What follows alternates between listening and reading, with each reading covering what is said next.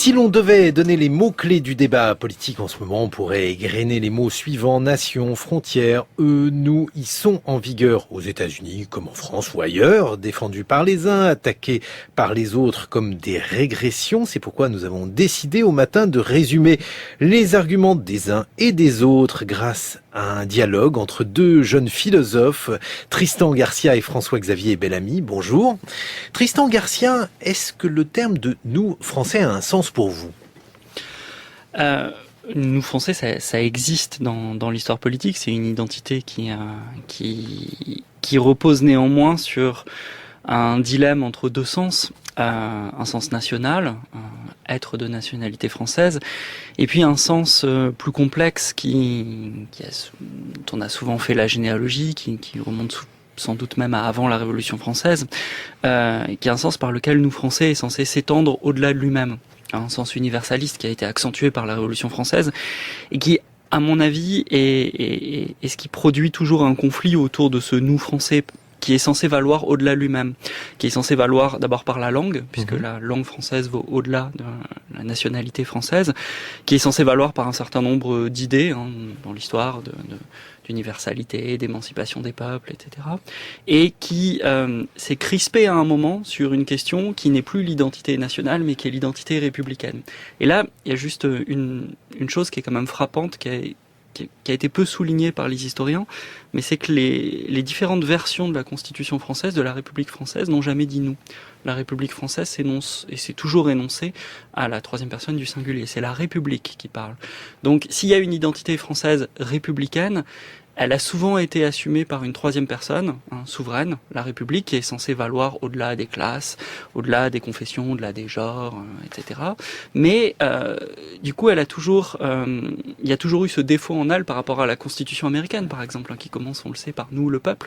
C'est que la République française a toujours eu du mal à dire nous. Une identité crispée, l'identité française, François-Xavier Bellamy. En tout cas, c'est vrai qu'on a beaucoup de mal aujourd'hui à penser la question de l'identité d'une façon qui soit apaisée, et vous résumiez sans doute correctement le débat en montrant qu'il y a d'un côté ceux qui tentent de militer pour la déconstruction des identités au nom d'un universalisme, et de l'autre côté ceux qui voudraient assumer une forme d'identité peut-être plus revendicatrice et donc parfois plus fermée. Ce qui est intéressant dans ce que vous disiez à l'instant, Tristan Garcia, c'est que vous opposez peut-être l'identité nationale au sens de la nationalité ou de la citoyenneté, avec d'un autre côté cette propension de la France vers une forme d'universalisme qui d'ailleurs a quelque chose de paradoxalement de particulièrement français. Ce qui est vrai, c'est que pour ma part, je crois profondément que en fait, entre ces deux polarités, il y a un troisième terme ou comme une espèce de médiation, et qui est toujours l'identité particulière, notamment exprimée en termes de culture. Et de ce point de vue-là, bien évidemment, l'identité française ou la culture française remonte à bien avant 1789, et elle nous inscrit précisément dans un élan, dans un mouvement qui peut nous conduire vers l'universel. En tous les cas, il me semble que reprendre à nouveau frais le débat sur l'identité devrait être l'occasion de montrer à quel point c'est toujours par le chemin d'identité particulière, au pluriel, que l'on peut accéder à la dimension de l'universel, et qu'il n'y a pas, me semble-t-il, chez l'être humain, d'expérience d'une forme d'universel immédiat. Évidemment, tout être humain et toute humanité s'accomplit dans une forme d'aspiration vers l'universalité, par l'expérience de la raison, même par le partage de l'émotion, par l'empathie, par tout ce qui peut nous faire communiquer et communier avec d'autres humains que nous. Mais cette communication et cette communion peut être possible. Son miracle ne s'accomplit que par le chemin d'une culture particulière. Je vais vous demander de me définir ce que cet universel peut produire en matière de particularisme. On écoute en attendant Mon Général avec sa certaine idée de la France. Je me fais en effet de la France une certaine idée. Je veux dire par là qu'à mon sens, elle est quelque chose de très grand, de très particulier. C'est du reste, je le pense, ressenti par le monde entier. Il y a même là quelque chose d'extraordinaire. Dans nos malheurs, on s'en aperçoit tout de suite. Et quand nous sommes heureux, prospères, glorieux et forts, on s'en aperçoit aussi, dans la mesure où les gens nous regardent avec envie. Tristan Garcia, c'est quand même à la fois très beau et très vague comme définition.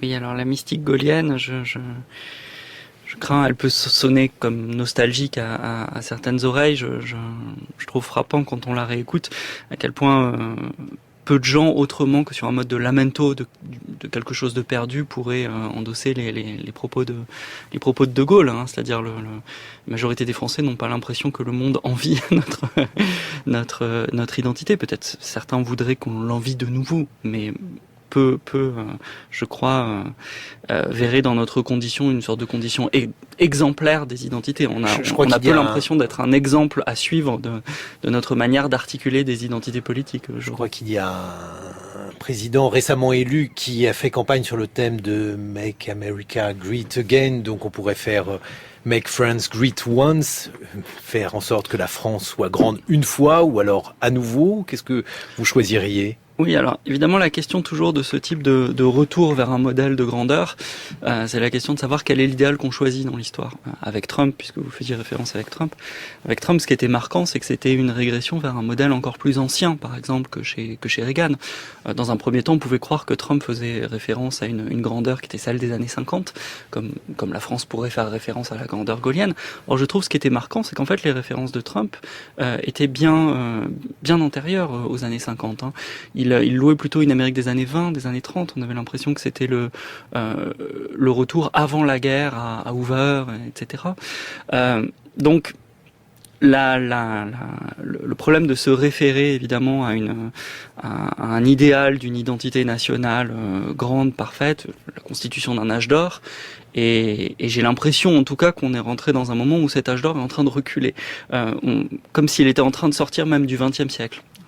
François-Xavier Bellamy, pour vous aussi, c'est une nostalgie d'un passé révolu ? Non, et c'est vrai que comme Tristan Garcia, j'ai toujours eu du mal, et c'est peut-être un effet de génération, à m'identifier beaucoup à la mystique gaullienne et à cette certaine idée de la France dont on cite toujours l'exemple sans savoir ce qu'elle veut dire. C'est vrai que dire que la France c'est quelque chose de très grand et c'est quelque chose de particulier me paraît à la fois lointain, abstrait et finalement peut-être impropre à faire aimer ce qu'on appelle en réalité la France. C'est vrai pour vous aussi, et ça ne fait pas partie d'une mystique à laquelle vous adhérez, puisque il y a plusieurs définitions quand même de l'idée de la France gaulienne, par exemple. Et dans ces discussions avec Malraux dans les chaînes qu'on abat, De Gaulle dit en substance nous sommes comme Tintin, nous sommes les petits qui n'avons pas peur des grands. Ça, par exemple, c'est une définition de l'idée de la France, une définition qui est à la fois réaliste, puisqu'elle n'exagère pas l'importance du pays, tout en construisant une forme de non-alignement. Ça, c'est une définition de l'identité française pour l'étranger. Ça, vous n'y adhérez pas? Ça me paraît plutôt ressortir justement à ce qu'on... Et là, je trouve que le propos a plus de consistance quand précisément on se penche sur la définition d'une culture. Et il me semble que l'identité a quelque chose de figé, tandis que la culture, encore une fois, nous inscrit dans un élan. Et il est très vrai que, pour le coup, au sein de la culture française, au sein d'une forme de tradition intellectuelle, par exemple, on trouve cette exigence critique très forte qui nous inscrit dans une histoire, mais qui nous projette aussi vers une capacité de résistance à toutes les formes d'oppression que l'avenir pourra dévoiler et que le présent manifeste. Et de ce point de vue-là, par exemple, je sais pas, si on étudie la philosophie française, on verra dans la tradition intellectuelle française des ferments par-delà tous les clivages philosophiques, par-delà toutes les écoles, des éléments communs de cette passion de l'interrogation critique. Merci d'avoir prononcé le mot culture tel qu'il est employé par notre collègue Alain Finkielkraut. Aujourd'hui, il me semble que ce qui structure la gauche, c'est en quelque sorte le refus précisément de penser le monde en termes d'identité. Le refus, on l'a vu au moment du débat sur l'identité nationale, on l'a vu aussi au moment du débat sur l'entrée de la Turquie en Europe, et il me semble que, si vous voulez, c'est comme si la gauche, d'une certaine manière, applaudissait la diversité culturelle, mais refusait de faire de la culture un facteur d'explication de quoi que ce soit. Tristan Garcia, votre réaction au propos d'Alain Finkielkraut? Alors j'entends cette critique qui est devenue qu'il faut entendre, je crois, quand on vient de la gauche. Moi, Moi, mon désir est précisément que des pensées, disons, de l'émancipation, voire des pensées révolutionnaires, retraversent la catégorie de l'identité, et donc du particulier dont vous parlez, qui en effet a peut-être été abandonné ou délaissé par certaines versions, je dirais, caricaturales de ce qu'on a appelé la postmodernité ou la déconstruction des identités, même si c'est plus compliqué, mais acceptons cette critique, il faut l'entendre. Néanmoins, moi, ma position consisterait à dire, il faut en tout cas repenser les identités particulières, on ne peut pas en faire l'économie, mais il faut quand même prendre acte d'une situation qui est la nôtre, d'une situation contemporaine, qui est que s'il y a des identités, s'il y a des particularités, le propre de notre situation, à mon sens, est que à la fois si on se fait une sorte de représentation spatiale de l'imaginaire politique, il y a plusieurs identités, plusieurs particularités, et elles ne coïncident pas. C'est-à-dire, il y a des effets entre les identités de classe sociale, les identités de genre, les identités de confession, les identités ethniques. Il y a une sorte de démembrement qui fait qu'on ne peut plus vraiment avoir une pensée organique qui ordonne ces identités les unes par rapport aux autres, avec par exemple une identité qui serait supérieure à toutes et qui permettrait de les organiser, qui serait par exemple l'identité d'espèce, l'identité de l'espèce humaine. Et le deuxième point, c'est que dans le temps, on résulte d'un processus, dont moi j'aimerais prendre acte quand même, qu'un processus d'effondrement, de perte de capacité, notamment par la science, à fonder ces identités. C'est-à-dire, on peut... Quelle science ? Parce que les sciences humaines ou les sciences sociales peuvent y parvenir. Alors, très simplement, par exemple, une catégorie aussi importante que celle d'espèce est rentrée en crise dans la science dès le début du XXe siècle. Définir l'espèce humaine, à coup sûr. À un moment, si vous voulez, quand juridiquement et même métaphysiquement, on essaye de définir ce qui est une catégorie, par exemple celle d'espèce ou celle de genre. Vous voyez, par exemple, les gender studies ne naissent pas de rien dans la science, elles naissent aussi d'une décomposition de la catégorie même de genre. Mais ça n'est pas parce qu'on ne réussit pas à définir un objet, notamment un objet social, que cet objet n'existe pas. Si, à un moment, ça a forcément des conséquences sur l'usage, notamment politique, qu'on en fait. Et moi, mon diagnostic serait qu'on est dans un moment d'histoire politique dans lequel on revient à ces catégories. Je vais donner un exemple très, très net, qui est la catégorie de race, qui a été complètement effondée, critiquée par la modernité. Ça, c'est un objet disqualifié. Oui, mais il revient dans tous les camps. Je veux dire, même à gauche, même dans ceux qui sont du côté de l'émancipation, par exemple, prônent ce qu'ils appellent un usage stratégique de la race. C'est-à-dire l'idée que, pour ne pas être aveugle au type de domination, il faut faire usage du concept de race, même s'il est faux. Donc je dirais notre moment, c'est un moment de retour à ces catégories, mais un moment paradoxal parce qu'on fait usage de catégories en sachant qu'on n'arrive plus vraiment à les fonder. François-Xavier Bellamy, votre réaction par rapport donc à ces identités qui seraient difficiles à définir, qui seraient peut-être même indéfinissables et sur leur réalité? Je suis entièrement d'accord avec ce que vient de dire Tristan Garcia. C'est vrai que nous vivons une forme de retour, de retour des identités qui s'opèrent, je crois, sur un mode peut-être exclusif, excluant et probablement infécond et même potentiellement dangereux dans la mesure où ces identités servent désormais non plus seulement quelque chose comme des particularités à l'intérieur d'un nous commun, mais cette fois-ci des divisions authentiques et des lignes de fracture qui sont vouées à se consolider. Et pourquoi en est-on arrivé là?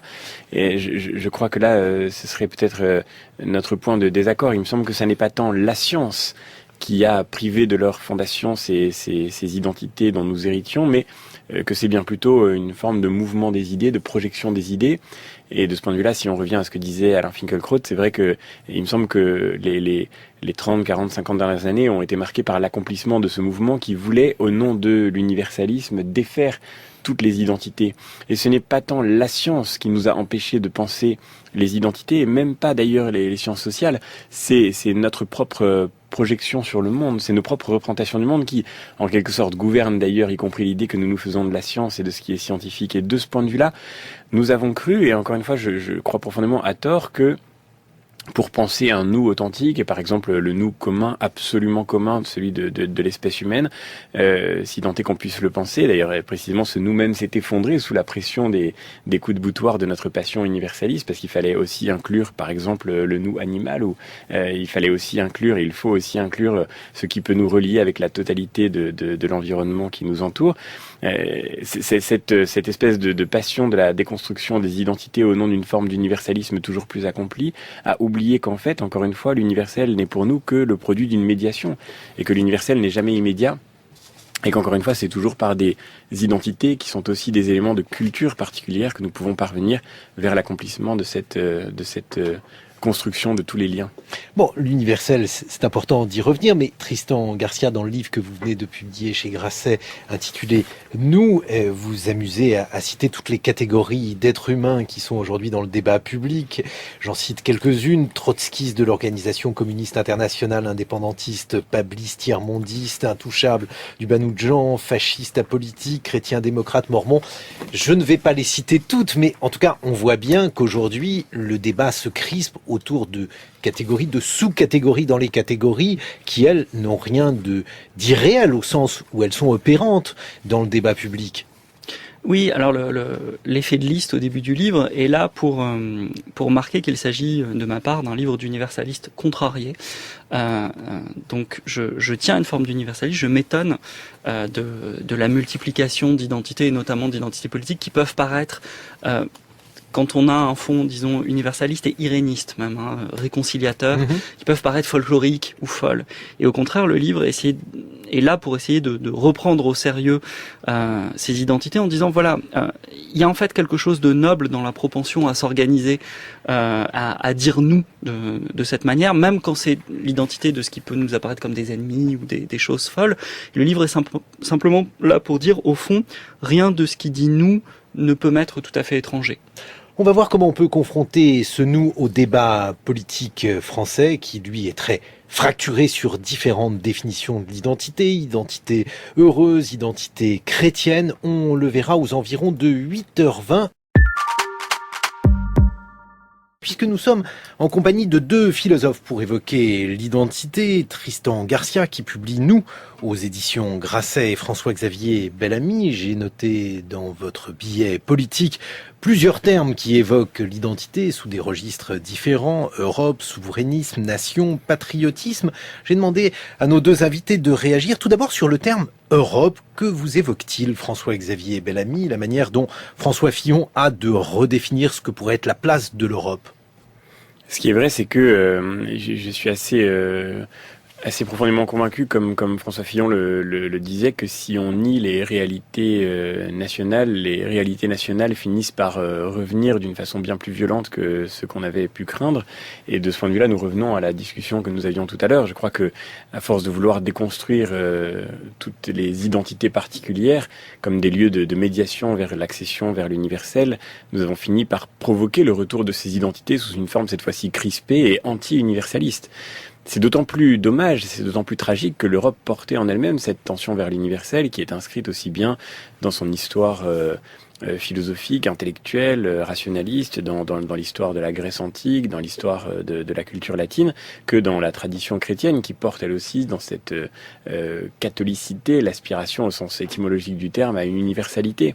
Et donc l'Europe avait cette portée en elle cette dimension universaliste, et peut-être pour avoir voulu la déployer au détriment des identités particulières, elle vit aujourd'hui une forme de retour de l'identité sous une forme bien plus crispée, bien plus fermée, et du coup évidemment à la fois plus inféconde et en même temps plus inquiétante. Et justement, François Fillon étant aujourd'hui le favori, Tristan Garcia, de cette primaire de la droite et du centre, on l'accuse d'un certain nombre de choses, notamment d'avoir finalement une vision assez rétrograde de la France dans la composition de l'ancien et du nouveau, justement, dans votre manière d'envisager l'identité. Que diriez-vous sur la transmission et ce qu'il y a à transmettre dans l'identité française ? Alors avant, simplement pour réagir à ce qui a été dit à la fois sur le programme de François Fillon et sur l'identité européenne, d'abord, c'est une sorte de question, il m'a semblé, ce n'est pas apparu dans ce que vous disiez. Dans ce que Frédéric Saïs disait. Il me semble aussi, mais je me trompe peut-être, que la méfiance vis-à-vis de l'Europe chez François Fillon s'accompagne de prise de parti en faveur aussi de la Russie. Enfin, il y a aussi très nettement une admiration pour Poutine.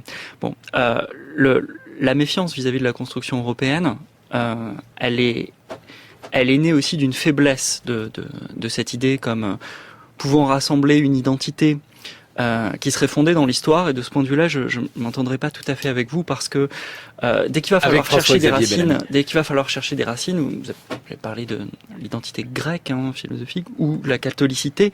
Le problème, c'est que l'Europe, si on revient à la catholicité, l'Europe au sens strict, elle a été divisée pendant quand même des siècles. L'Église même a été divisée entre Orient et Occident. C'est une question qu'on retrouve aux frontières de l'Europe, avec la Turquie. Quand l'Europe a des problèmes avec la Grèce, quand l'Europe a des problèmes avec la Turquie, ce sont aussi des vieilles divisions au sein du continent qui semblent indiquer que indexer l'identité européenne, soit sur une identité religieuse, soit sur une identité même des racines philosophiques communes, moi je suis très sceptique vis-à-vis de ça. Je pense que ce sont des constructions qui ne tiennent jamais. Donc là, on vous entend, mais sur la Russie, quelles conséquences en tirez-vous sur la Russie orthodoxe ou sur le fait aujourd'hui que la Russie menace une certaine conception de l'universel ? C'est qu'à partir du moment où la Russie est redevenue puissante avec Poutine, elle est redevenue un pôle d'attraction, une sorte de pôle magnétique, reconstituant aussi la vieille question du glacis pendant la guerre froide, et que du coup l'extension, vous voyez, le nous européen étendu a fini par craquer. Il a fini par craquer à cause de l'assimilation de pays qui se retrouvent pris dans des limbes entre la sphère russe et puis une Europe prise au sens beaucoup plus restreint qui était l'Europe du début, qui était la communauté européenne à 6 puis à 12. Et donc entre une Europe au sens très restreint qui peut-être être fondée dans l'histoire et une Europe au sens plus large qui est déchirée avec d'autres pôles d'influence, un pôle d'influence méditerranéen, un pôle, une autre unité politique possible et historique possible, c'est la Méditerranée. Mais si on prend la Méditerranée, on coupe en deux entre le nord de la Méditerranée européen et le sud de la Méditerranée. Vous voyez, historiquement, je ne sais pas si on pense à Brodel, on peut aussi prendre comme sujet historique la Méditerranée. Et donc, l'Europe, en un sens plus large, est condamnée à être une identité déchirée par bien d'autres identités historiques, je crois. On évoque une autre identité, une autre conception de l'identité, celle d'Alain Juppé. Contre vents et marées, je porte une idée, qui est un peu plus qu'une idée, je dirais un idéal. C'est celui de l'identité heureuse. Je n'ignore rien de nos difficultés, mais je persiste et je signe. Oui, l'identité retrouvée de la France, son identité heureuse, c'est ce vers quoi je veux vous entraîner et vous conduire. La conception de l'identité heureuse par Alain Juppé. Votre réaction, François-Xavier Bellamy? D'une certaine façon, je crois que personne ne peut être en désaccord avec l'idée d'identité heureuse quand elle est présentée comme un projet. Toute la difficulté tient à la capacité de poser un diagnostic, et c'est là que le propos d'Alain Juppé peut paraître parfois problématique. En fait, il me semble que dans cet étrange débat, il y a au fond une espèce de confusion de principe. C'est que le concept d'identité heureuse a été forgé par Alain Juppé comme une forme de réponse au constat parfois attristé d'Alain Finkielkraut dans l'identité malheureuse. Et Alain Finkielkraut posait un constat auquel Alain Juppé a voulu répondre. C'était effectivement une forme de contradiction, et de contradiction assumée. Il y a même eu d'ailleurs un débat entre les deux hommes. Si donc Alain Juppé perçoit qu'il y a une contradiction entre le constat d'Alain Finkielkraut et le sien, c'est que ils ne sont pas d'accord au fond sur la considération de ce qui fait aujourd'hui les difficultés de la façon dont la France vit le rapport à l'identité. Et c'est de ce point de vue-là sans doute que le propos d'Alain Juppé a quelque chose de frustrant. Pour le reste, nous ne pouvons qu'être d'accord avec l'idée qu'il faudrait vivre une identité heureuse. Mais la question est de savoir comment, et pour pouvoir savoir comment, il faut savoir d'où on part. Et il y a aussi une déchirure, Tristan Garcia, et vous l'évoquez dans votre livre intitulé « Nous », il y a une déchirure entre des identités qui sont des identités minoritaires, qui se vivent d'ailleurs comme des identités minoritaires, et qui du coup se heurtent à l'identité majoritaire, si tant est d'ailleurs qu'on soit capable de la définir, ou en tout cas de la circonscrire. Votre vision justement de ces identités minoritaires dont on a l'impression qu'aujourd'hui elles prolifèrent, la campagne de Nicolas Sarkozy aujourd'hui qui ne fait plus partie des finalistes de la primaire de la droite, Nicolas Sarkozy disait qu'il fallait en finir avec la tyrannie des minorités.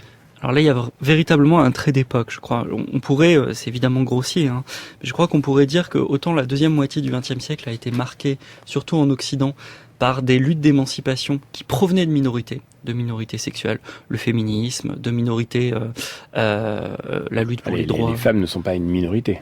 Oui, mais c'est construit comme minorité. Alors, évidemment, on peut le contester, mais par exemple, la lutte féministe s'est rapprochée des luttes homosexuelles ou de la lutte pour les droits civiques aux États-Unis. Donc, elle s'est l'identité de genre dans le féminisme s'est construit aussi comme une minorité en se croisant avec d'autres, avec des minorités sexuelles, avec des minorités raciales, des minorités ethniques. Donc je dis pas que c'est vrai, mais je dis qu'en tout cas ça a été un trait de la politique du XXe siècle. Un trait, me semble-t-il, de la politique du XXIe siècle, c'est le fait que des figures majoritaires ou dominantes adoptent des stratégies qui étaient celles des luttes des minorités, c'est-à-dire la majorité qui agit comme minorité. Le suprématisme blanc, Trump aussi, qui a des méthodes en fait qui étaient celles quasiment des méthodes politiques qui consistent à agir en tant que majorité blanche, mâle, hétérosexuelle, etc., comme une minorité de combat. Et là, on a quand on est comme moi, quand on reste comme moi attaché à l'idée d'un progressisme par des luttes de minorité, il y a quelque chose qui fait qu'il faut fatalement prendre ça en compte et changer. Même les figures majoritaires ou les figures dominantes se vivent maintenant stratégiquement comme en minorité et du coup agissent politiquement de cette façon-là. Et je crois qu'il faut en prendre acte et donc il faut le champ de bataille politique a changé de ce fait. Où je prendrai simplement un exemple, par exemple, puisqu'on vous évoquiez la question du féminisme. Un mouvement important qu'il ne faut pas négliger depuis une quinzaine d'années, c'est le masculinisme. C'est-à-dire qui on voit bien, le terme même est forgé sur le mode du féminisme. C'est-à-dire avoir une sorte de combat politique, de lobbyisme, etc., qui est calqué sur la lutte féminine, mais qui est inversé. Et ce phénomène d'inversion où des figures traditionnellement majoritaires ou autoritaires ou de domination agissent comme des dominés est un trait de l'époque. François-Xavier Bellamy. Et là, je crois qu'effectivement, nous vivons le résultat d'une forme d'ébranlement très profond du modèle démocratique qui a été lié à ces luttes que vous évoquiez à l'instant. Ce que je crois avoir été une grande faute d'une partie de ces combats que vous avez évoqués, c'est d'avoir transformé le rapport de la démocratie à son idéal traditionnel, qui était l'idéal de justice, en un rapport de lutte d'intérêt. Et on a vu, et ça n'est pas toujours le cas, dans le féminisme par exemple, il y a un vrai clivage à l'intérieur du féminisme. Il y a un féminisme qui s'est construit au nom de la justice et d'une forme universelle de l'idéal de justice, et il y a un féminisme qui s'est construit au nom d'un rapport d'intérêt avec des méthodes d'action qui voulaient précisément conquérir des intérêts nouveaux pour les minorités qui étaient représentées. Et dans cette perspective-là, on ne peut que comprendre que ceux à qui on a tenté d'arracher quelque chose comme leurs intérêts au profit d'autres intérêts se disent qu'ils vont adopter exactement les mêmes tactiques, exactement les mêmes stratégies pour défendre leurs intérêts. Et de ce point de vue-là, où nous voyons s'accomplir quelque chose comme l'effondrement très profond de ce nous commun, de ce nous qui dépasse justement la diversité des communautés d'intérêts, des communautés de rattachement, parce que ce nous est celui qui devrait nous relier dans un souci authentique de justice, et désormais plus rien ne nous relie, chacun lutte pour son intérêt. C'est ce qu'on pourrait reprocher beaucoup aux débats qui ont pu avoir lieu, y compris dans notre pays pendant le dernier quinquennat, avec précisément l'expression de ces revendications minoritaires qui ne s'établissaient plus au nom d'une idée de la justice dont on pouvait débattre ensemble, sur laquelle on pouvait dialoguer, mais plutôt au nom d'intérêts qu'il fallait revendiquer pour sa propre communauté. Et de ce point de vue-là, encore une fois, je crois que c'est ce retour de bâton que nous sommes en train de vivre aujourd'hui, et qui est de fait tragique parce qu'il signe l'effondrement d'une certaine idée de la politique. Et la question des identités sexuelles pose problème. Elle pose problème comme on l'entend aujourd'hui en France au travers d'une polémique suscitée par des affiches visant à œuvrer pour la prévention du sida. On écoute Bruno Béchiza, maire Les Républicains d'Aulnay-sous-Bois. Certains messages peuvent effectivement interpeller les enfants en bas âge. Je le répète, on peut faire de l'éducation sexuelle à un adolescent, on peut faire même de l'éducation sexuelle un peu trash au lycée. Je me vois mal expliquer certains textes à un enfant de 8 ans. La ministre des Affaires sociales a décidé de porter plainte. Je n'accepte pas que l'on réponde aux enjeux de santé publique par des références à un ordre moral daté d'un autre temps. Tristan Garcia, votre point de vue sur cette polémique? Là, on a un exemple typique pour moi d'un phénomène, disons, vous parliez de retour de bâton ou de contre-domination. C'est-à-dire, on a une longue séquence politique au cours de laquelle une minorité sexuelle, homosexuelle, arrive à arracher certains droits, mais en luttant du point de vue d'une minorité, et se retrouve en fait embarrassée par certaines de ses victoires. Embarrassée notamment par le fait que désormais la puissance publique puisse s'engager pour elle. Et du coup, il faut... moi, je reste très attaché à cette lutte. Je reste politiquement attaché à ces luttes de minorité, mais je crois qu'il faut faire attention. Là, je vais dire un nous qui est un nous particulier, du point de vue qui est le mien, du camp dans lequel je me situe, qui combat pour un progressisme depuis ces minorités.